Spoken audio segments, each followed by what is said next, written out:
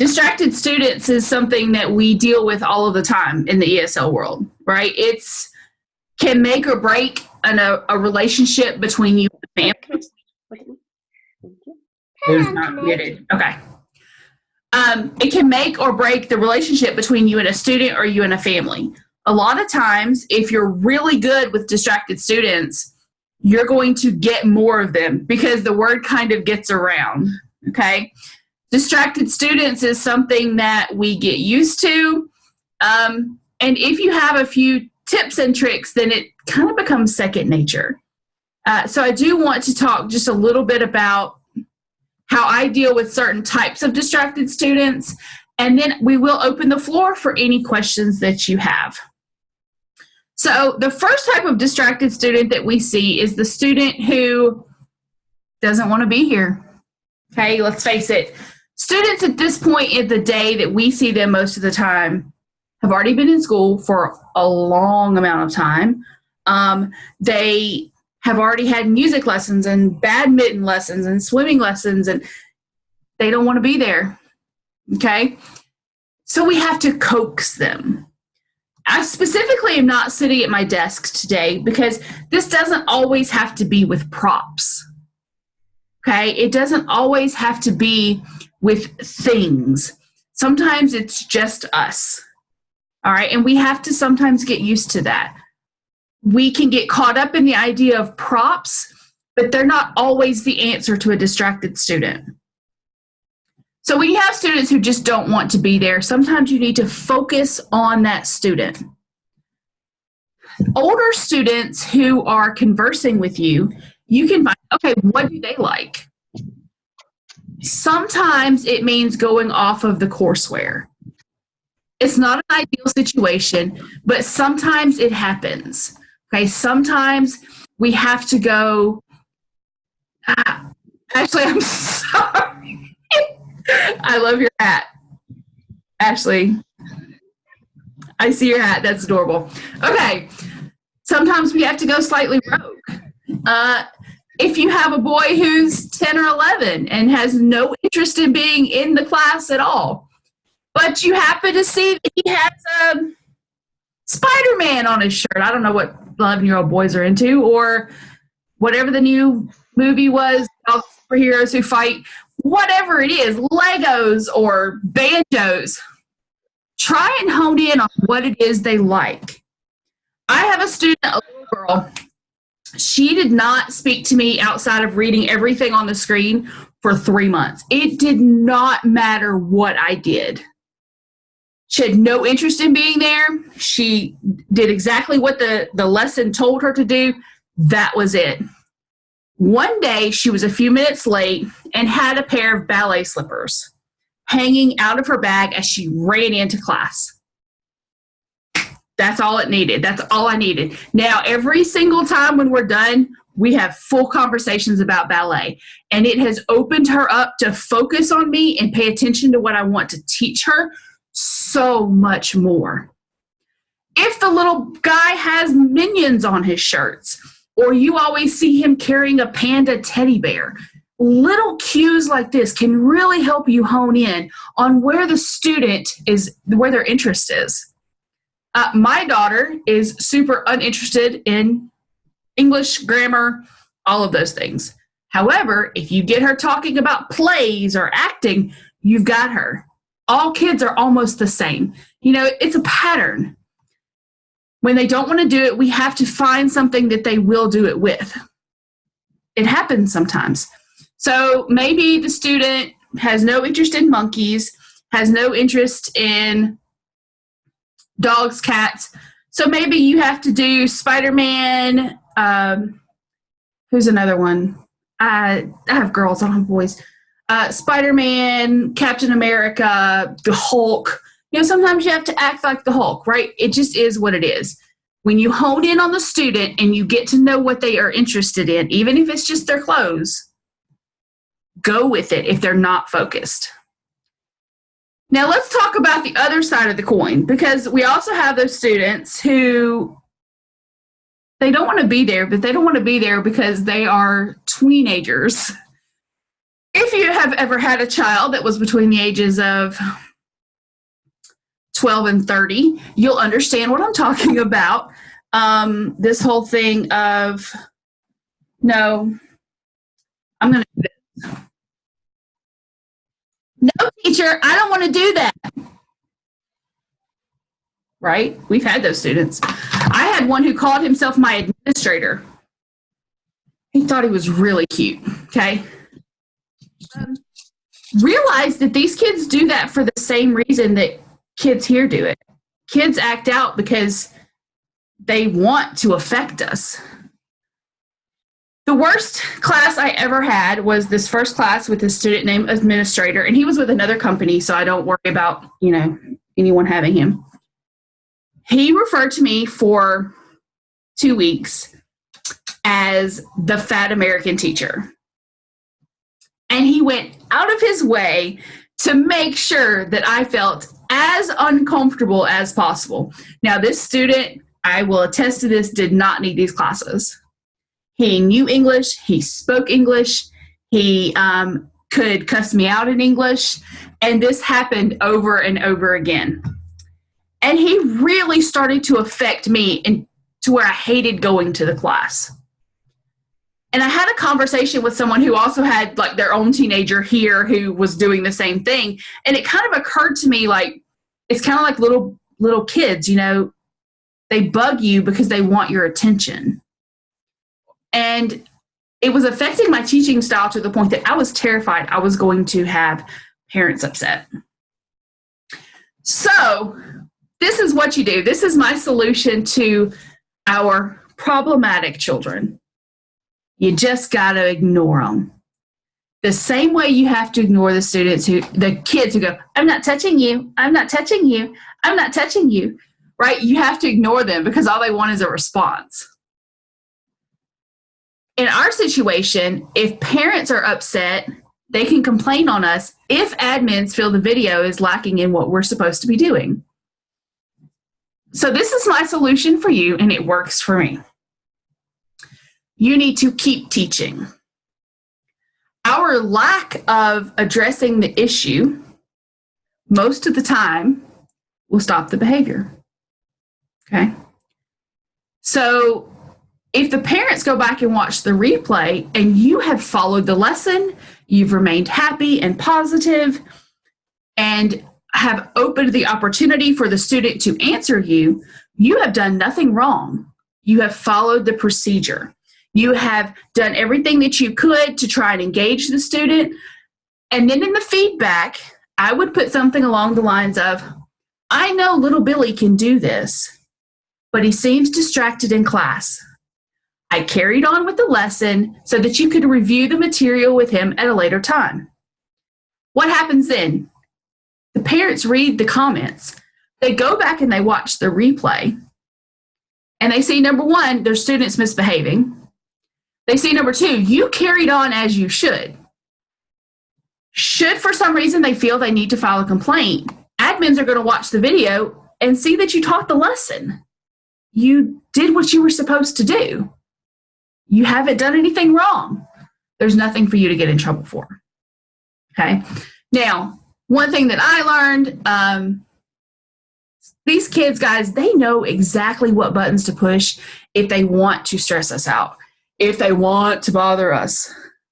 Like the student who called me the fat American, he did that because he knew it was insulting me. He was trying to push my buttons. Now, I have completely stopped letting all of that bother me. Also realized that they look at things differently in China. If you have a student that calls you the white teacher or the black teacher, it's purely because that's a fact. This is a white brush. This is a purple blue foam. This is a green and gray hairbrush. They're not meaning it most of the time to be offensive. It's just how they differentiate people. Okay? So they're not, most of the time, they're not trying to be offensive. They're just trying to call you by words, okay, that they know. All right? So we've talked about students who don't want to be there. This is one that really struggles me. Students who do this. They do this all the time. Are they hold their hand like this? You guys have to excuse me. I have a huge fever blister right here.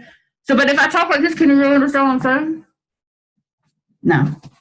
And sometimes even parents are sitting right next to them and they don't realize what's going on. So mimic what they're doing. Monkey. Monkey. Monkey.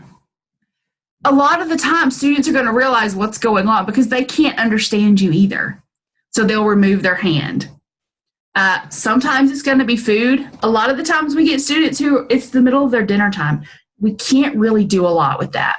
We just have to work through as much as we can and let the parents know they're welcome to review the material with the student after class.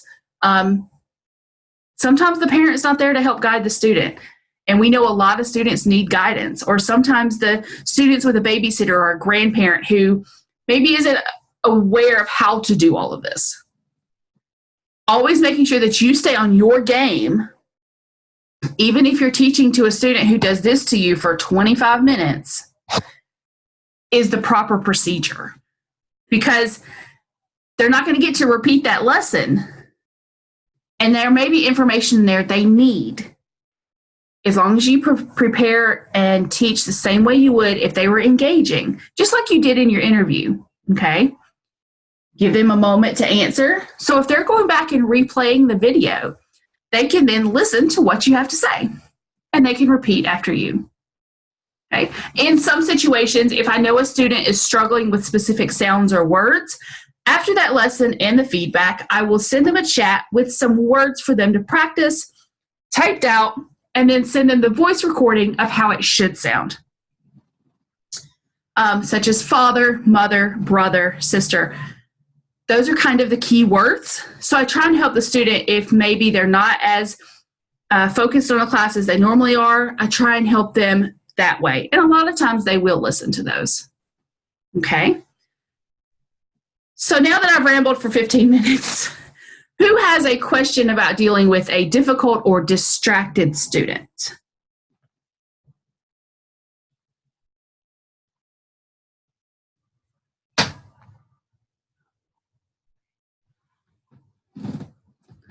Hello, Stephanie.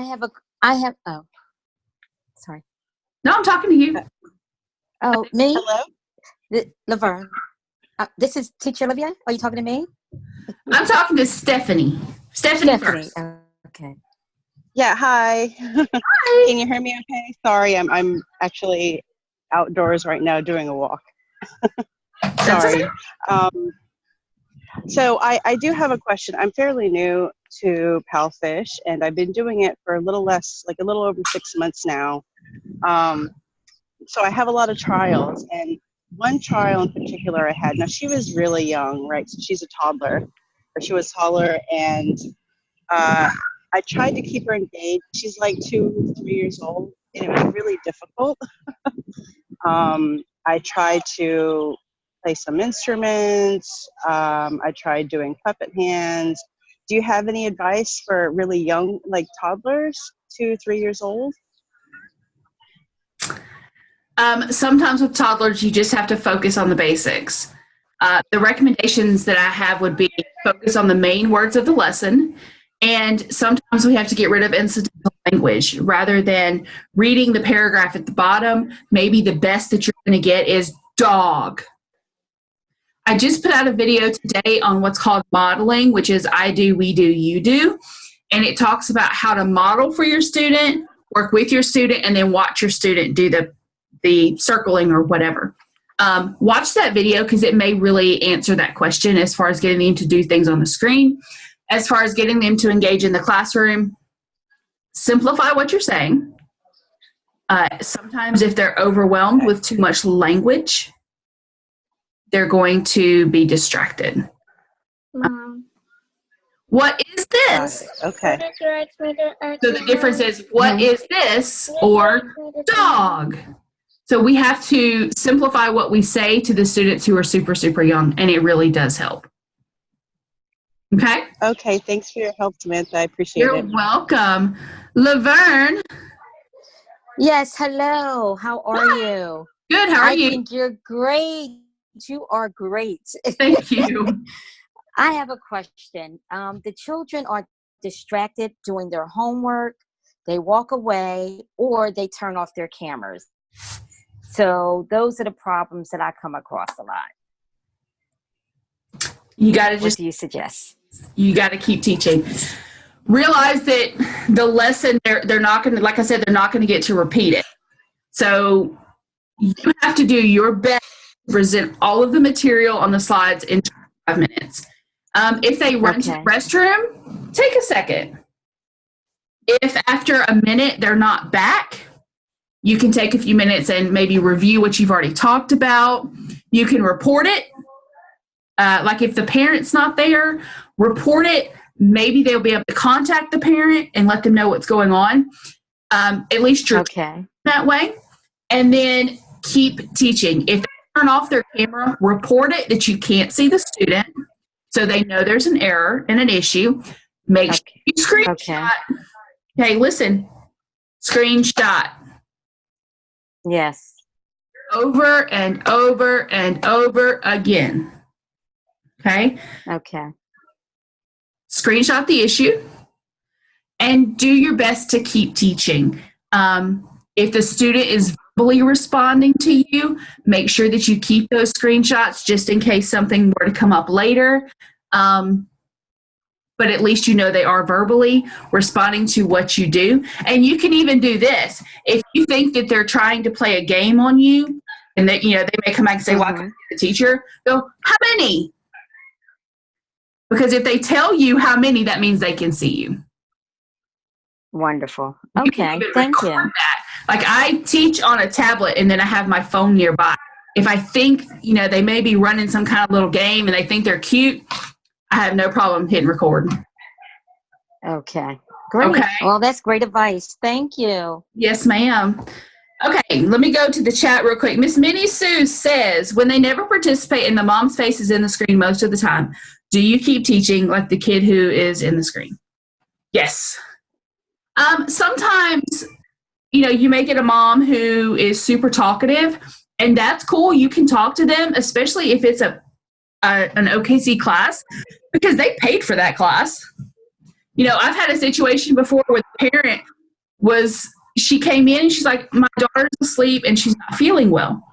And I said, okay, well, you can leave or we can talk. Either way, I can't cancel the lesson and I have to sit here for 25 minutes. I gotta go to my lunch. I'm not sure who's talking. But it ended up with a great conversation between me and mom. Okay? So you can talk to them. You can present the material and you can tell them if they speak English, I'll teach the class and you can review it with them later. That has worked too. Now, I do not recommend, I know some teachers do, if this trial is a no-show, to teach the class. I don't do that. If the OKC student is a no-show, I don't teach that class either because they're going to redo the class when they sign back in. But if they show up for the class, teach it. That's kind of my rule of thumb. Doing their homework is a big one, especially when school starts in or exams are coming. It's always an issue that students are sitting there doing homework. We can do our absolute best, but there's not always something we can do. A lot of the time, they have 3 hours of homework and they have to be in bed in 2 hours and they have a lesson with us. I have before, we went through the lesson really quickly, and then as my student was doing his homework, we would talk about it. And he was explaining to me in English what he was having to do. So he was kind of getting his way, and I got my way because we worked through the lesson kind of quickly. But that's only with a really, really advanced student, which you will run into students who, I have a 6-year-old who speaks better English than my 18-year-old son. So, each situation is a little bit different, but these are just kind of general ideas on what you can do. Let's see. Who else has a question for me?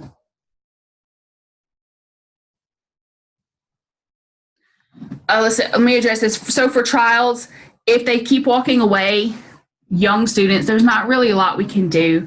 You have to try and engage them, get them interested, use the filters. If you see they respond really, really well to the monkey filter, use that thing. If they really do good with puppets, use it, and get excited about it. Get interested in it. If you're excited about what you're teaching, your students are going to want to hear you. They're going to want to be involved with it. Yes, Ashley.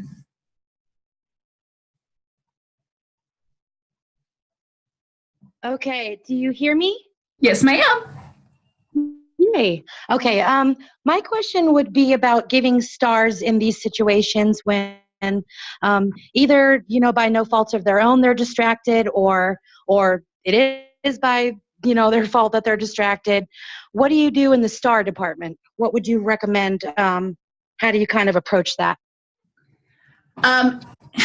If they are still responding, I still give stars. Okay. Students, like administrator, I did not give stars to that. I know that we are supposed to be positive all the time, and that's very true. But you can still be honest and positive when a student is misbehaving. And from my experience, and I have been doing this a long time, guys, I have found more parents super appreciative that we tell them their student's not behaving rather than those who are the opposite. Okay? So from my experience, I'm very honest. If administrator is acting like a butt in class, hi, administrator was able to say great words today. His pronunciation and understanding of the English language is on point. However, I do feel he would advance better in this course if I could get a little bit of participation out of him, and always praise him for something. Okay. It's great. Calling me the fat teacher. I always say, hey, he understands what he's saying. But as far as educationally, I think he could do better. And it always worked for me. I think awesome. Thank you. The minimum you can give is 3 stars. Okay. I think Thank you. No stars, it'll still give 3, I think. But sure. Perfect. Thank you. All right, guys. Any other questions about distracted or difficult students?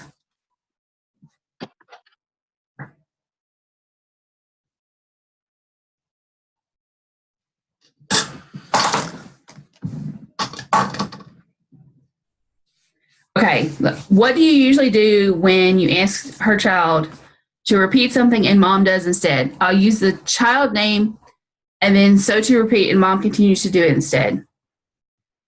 That's a difficult situation.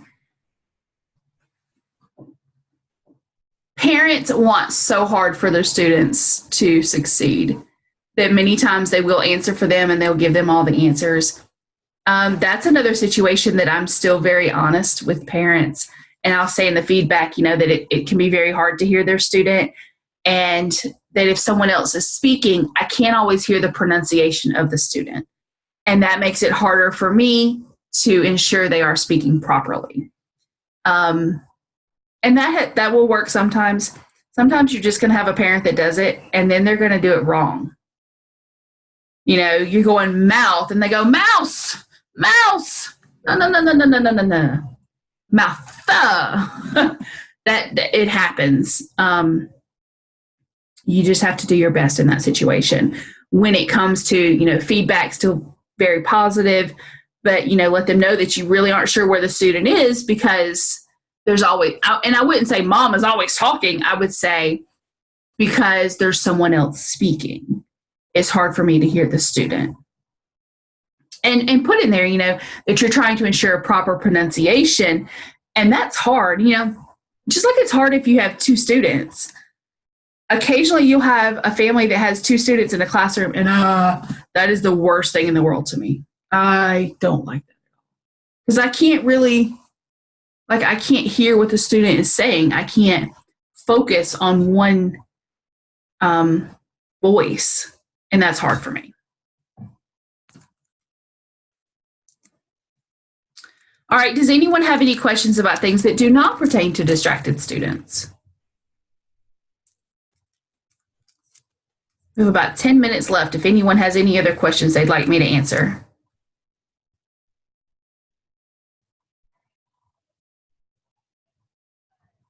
You guys are so quiet.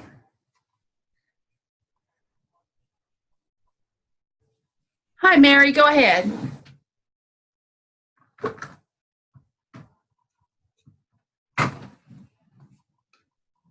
Oh, I'm sorry, Stephanie. Okay, hi. Hi. Okay, so I don't know, this is Summer and writing in the chats that it's really slow right now. Is that true? During the summertime, is that typically? No. Okay. I have been doing this for years, and this is the very first summer I've ever had an open slot. It's not normal. However, I will say this, it's not just slow with Palfish. From what I'm seeing, and I have to teach with different companies, it's really slow across the board. Even people that I worked with at the big orange company that have been booked for years have openings. So it's not just us. It's pretty much across the board. Okay, thank you. You're welcome.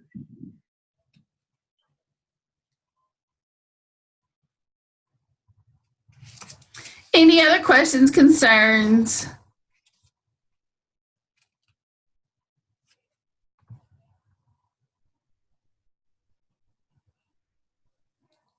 Man, you guys are so quiet. I don't think I've ever had a group this quiet.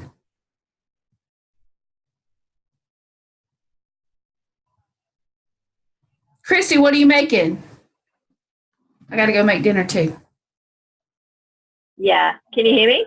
Yeah. What you making? I am making chicken and vegetables. Can I share a story with you? Can you hear me? Sure. Okay? Sure. I had a student who, the first time I had him, he basically stared at me and I had to it was like pulling him to get him to say a word.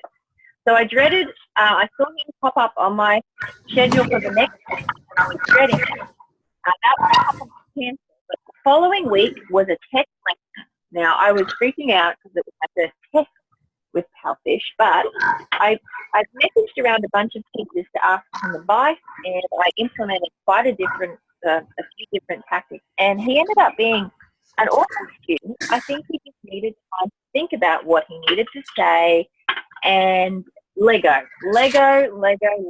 Oh my goodness, he brings Lego to class.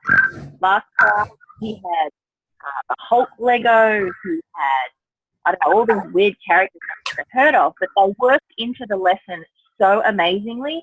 And his mum books me twice a week now, and I'm just so happy. So yeah, sometimes you do have to try something really different and use whatever they like. Works for me. And she's so right, because a learning style that we incorporate most of the time is more of the, I don't really want to say Montessori style, but we want kids very involved in what we're doing. The teaching style in China is very different.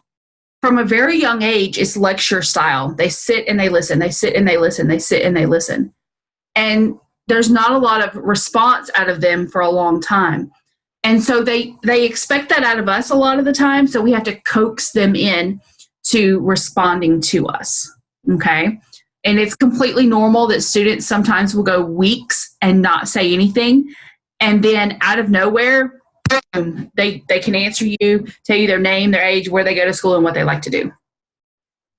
I also think this child might have a little bit of a hearing problem, maybe.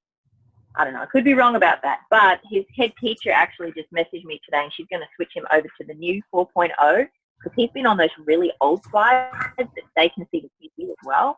So I think that was really helpful, which is awesome. Good. You know, something to make a point of, too, so that you guys know, one thing that you should never do is recommend any kind of special testing for a student. Okay. Dyslexia, hearing problems, vision problems. Things like that are typically, you know, in an American classroom, it's nothing for a teacher to call a mom and be like, hi, I think little Susie may need glasses. She can't see the board. That's not the way things are handled in China. And realize it's not our job to ever recommend to a parent that a student have any type of testing or learning issue. That's just not what we're to do. So take that with a grain of salt. Let's see. What do you suggest are the best lives to do? I don't know if I should talk freely, read a book, or whatnot. Absolutely, the best live I have ever done was what's in my fridge. And I opened up my refrigerator, and because it was so different than what they're used to, I don't live in town. I typically buy, you know, a freezer full of vegetables and meat at one time, so I don't have to run back and forth to the city. And because they buy groceries every day, I got into some very good conversations with a number of parents who just wanted to do, like, to know the difference and see the difference. I did one today. I did My American Wedding. You can read a book. I'm starting one tonight. I'm going to be reading Mary Poppins, the entire series. So you can read a book. You can draw a picture. I did some where I painted. I've seen teachers do makeup. I've seen teachers do their hair. I've seen teachers make brownies. It's an opportunity to invite your students or new students into your culture, into your life, and show them something they may not have seen before. Yes, Stephanie.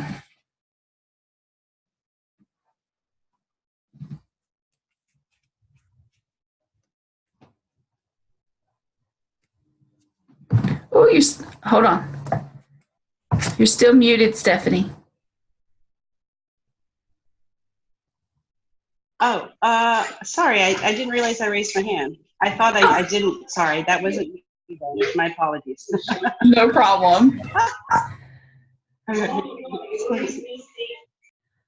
All right, guys. Any other questions or concerns?